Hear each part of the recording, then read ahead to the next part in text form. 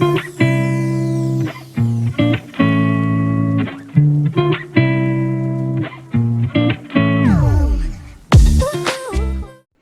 I'm Lynette and welcome. Today I'm doing a look with the Pat McGrath Celestial Odyssey Mega Palette.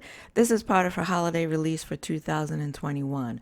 The palette has 18 shadows, only 4 of which are matte, and the rest are varying formulas of shimmers and metallics.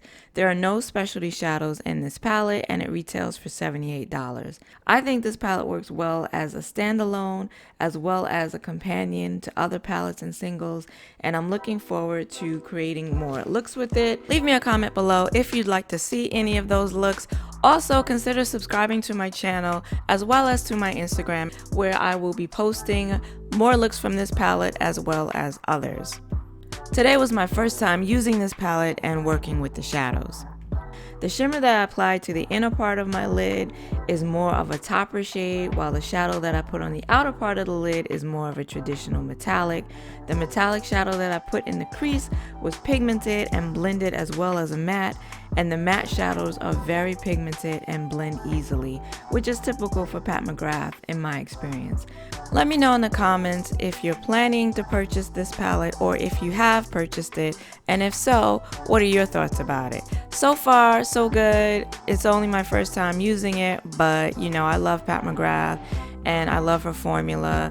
I think this palette is beautiful for the fall.